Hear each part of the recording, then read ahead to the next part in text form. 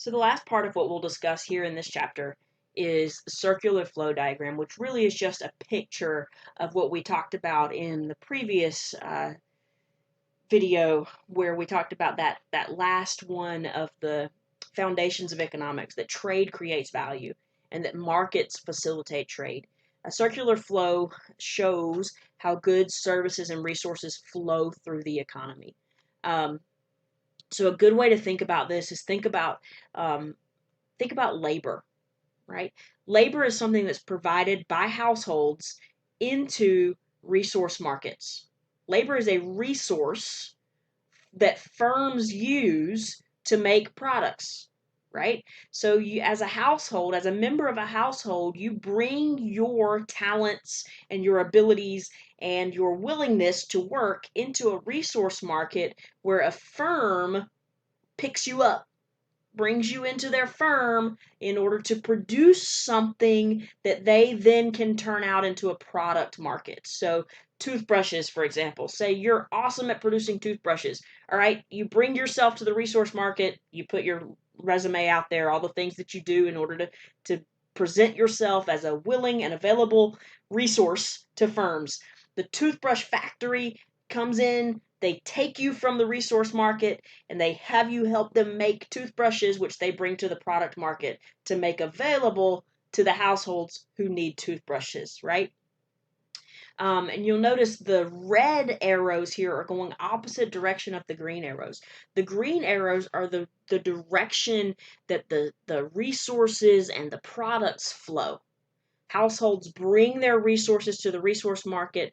They get taken from the resource market into the firms where they are used to produce products that the firms put into the product markets that then get transferred into households who need them, right? That's the green arrows.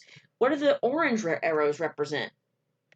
That's the direction of currency or money, right? So you come to the resource market with your resume, the job fair or whatever.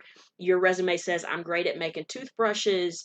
Then the firm that needs someone to make toothbrushes says to you, I will pay you X dollars an hour to make toothbrushes. So you come to the resource market, the firm brings money to the resource market, excuse me, the firm brings money to the resource market in the direction of the orange arrows.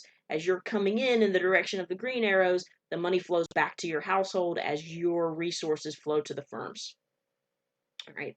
And similarly, on the product market side, someone comes from a household and says, I need a toothbrush. They come to the product market, they pay for a toothbrush. The money flows toward the firm while the toothbrushes flow from the firms to the households, right? If we did not have these orange arrows, if we didn't have currency, we would be back in the day in a system of barter and trade. Individuals having to trade a good or service in exchange for something they want, which requires a double coincidence of wants. It says that each party in an exchange or transaction has what the other person desires. So this means if I want a toothbrush, I better be good at making toothbrushes, because there's no way that the firm can pay me to make, or there's no way that the firm can give me a toothbrush without getting something from me, because there's no money involved, right? I don't have any way of paying the firm for a toothbrush other than offering them my services. And if I can't make a toothbrush, then they don't need my service. On the flip side, if the firm needs someone to help them make toothbrushes, then they better hope I want a toothbrush. Because if there's no money involved, if we're just bartering, then all they've got at the end of the day to give me is toothbrushes.